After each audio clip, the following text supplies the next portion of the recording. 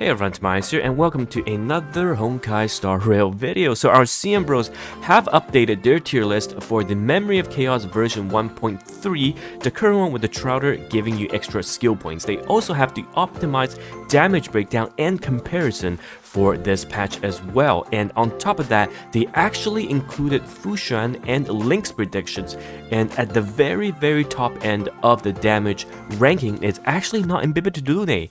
It is both blade variations, and we'll talk about why. Alright, so looking at the breakdown in terms of the damage ranking, you have to understand this is based on 4 stars being E6 and 5 stars being E0, and they're going to be on the 5-star Super Imposition 1 cone.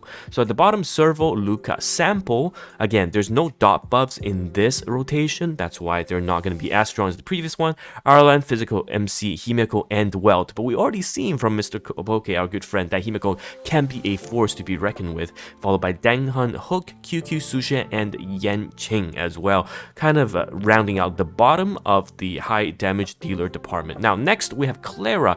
She can tank and she can dish out heavy damage, so this is kind of we're transitioning into the heavy damage dealer, followed by General Jing Yuan. Really good AoE. I know this memory cost is not that friendly, but he's still doing fantastic damage. Sele now is kind of lower because this memory cost does not really favor a single target.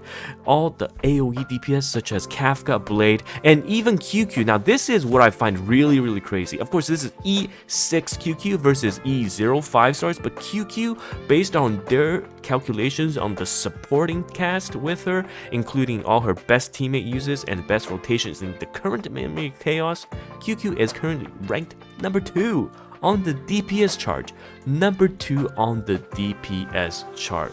Wow. Honestly, I mean, she was ranked really high in the previous Memory Chaos tier list that they've done, but I didn't expect number 2 above kind of the other units. It really shows how this extra skill point favoring QQ in this rotation being also AoE is really helpful. But you can see Sele, Kafka, Blade all doing fantastic. Again, those are E0 in comparison to, of course, E6 QQ and Danghan E0 and E6. Or I mean E2 Danhan even will just break this chart, will go off the chart. So this is very interesting to see. This is how they classify their damage dealers and their ranking in the simulation in the DPS. So moving on, we do have a couple of tier list breakdowns. So right now they're talking about essentially Bronya being S tier. She has been moved up, going to be in the S plus tier, I believe. But this is the supporting cast. So Bronya S plus tier, like I've said, in this Memory Chaos, skill point is going to be less of an issue because of the Trouter, so you're going to be pushing your AoE units a lot, and a slower Bronya, a slower Bronya going just after your main DPS, especially in the current environment, is going to be bonkers, right? You get your turn, Bronya pushes, your DPS gets another turn. It's so hard to get that hyper speed Bronya, so you can do the auto attack, gain that attack boost, and go after a DPS. So a lot of people are kind of opting to just go and not worry about much for the speed tuning and go DPS first, Bronya next. As long as they're all above the 134, right? DPS 136, Bronya 134, you will go 1-2-1.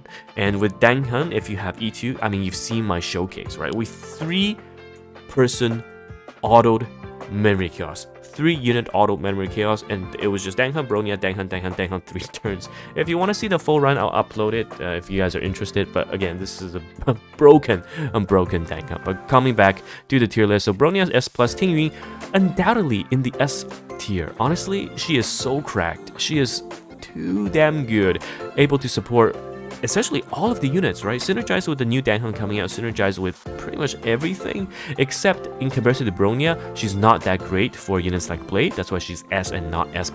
Followed by Asta and Yukon. So those are the current support rankings, and Asta and Yukon are quite specialized, so they did not change that much. Asta giving you that option for level 200 speed, so you go 3 times. In terms of the other supports, this is the Nihility.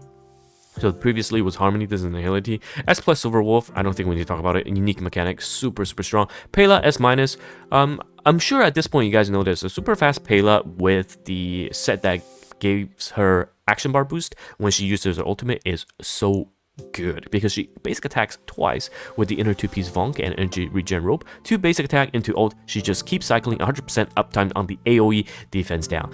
Welt, supporting type with some DPS, giving him an S-class ranking. Sample, Luca A, and Kafka, the daughter, the DPS, our mommy, is now ranked at S. So very, very cool to see. So those are the Nihility classes. And now, this is crazy. This is crazy.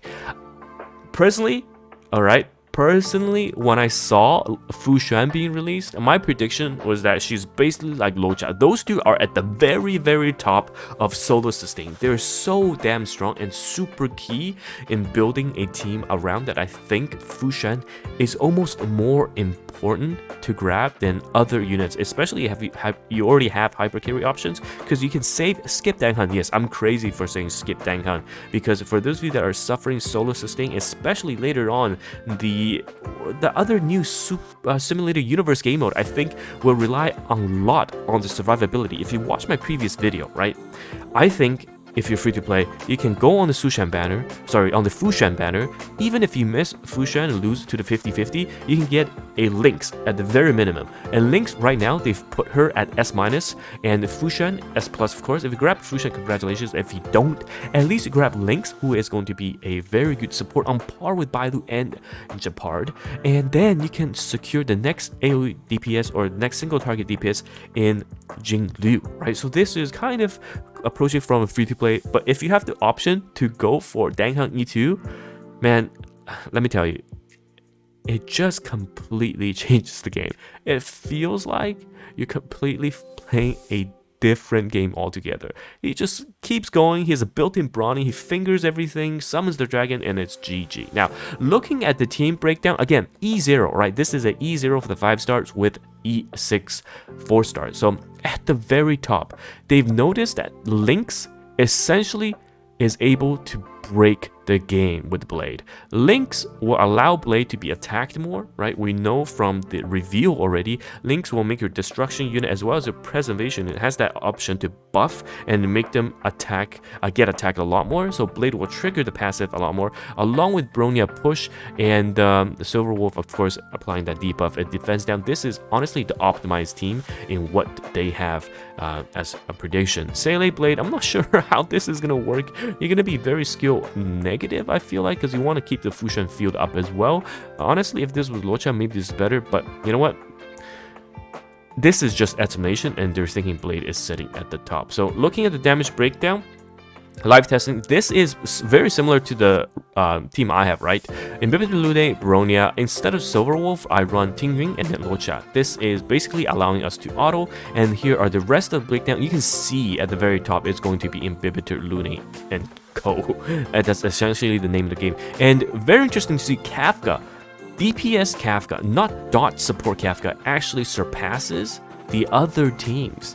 Now, this is very interesting in the damage calculations, but you can see Jingyuan not that far behind and following the rest of the team. We've got some physical teams with Su Shen and Silver Wolf. You can see how crucial Silver Wolf is in this CN meta, enabling pretty much all of the teams, and the Yang Qing and the Ice team is also, you know, potentially an option. So this is their breakdown, their tier list. Again, you know, from the DPS side, you can just slot in a lot of the options. If you're at E0, pretty much they'll do the job. It's more about the survival, keeping them alive, because our cycles are shorter, right? Our cycles are a lot shorter, so survival is definitely the key. You want to keep your teammates alive. You want to make sure they're DPSing. But yeah, looking at the chart, let me know your thoughts. Of course, we always have the CN breakdown. Do you agree with this? Do you find this memory chaos rotation easy?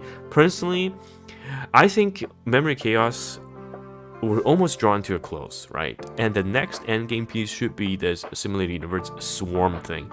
I think that's going to be the next big endgame that everyone's pushing towards to. So I'm very curious to see how they build that. And maybe it's time. Maybe it's time for us to see some new team building options, because in my previous live streams and guide, I talked about how I think the next version 1.2 patch, starting from Fu Xuan in 1.3, will allow us to start building unique compositions that we don't have at the moment, because we used to run one solo sustain, and this is the optimal setup. One solo sustain, one general support, or sorry, two general supports, universal supports right now, and one hyper carry. But as we move on, I think we're going to be looking at one hyper carry, one pseudo carry, half support that synergizes with the hyper carry, one universal support, and then one solo sustain. Am I going to be right? We will see. We'll see. Anyhow, it's TimaeuSS here. Let me know your thoughts, and we'll be releasing our Dang Hunt build video, seeing final version of the Dang Hunt build video in a bit, and I'll probably release my Memory Chaos 3 unit auto just to show you guys what is the peak Dang Hunt on the Quantum gear, no less. But until then, it's TimaeuSS here, and I'll see you guys in the next video. Goodbye now.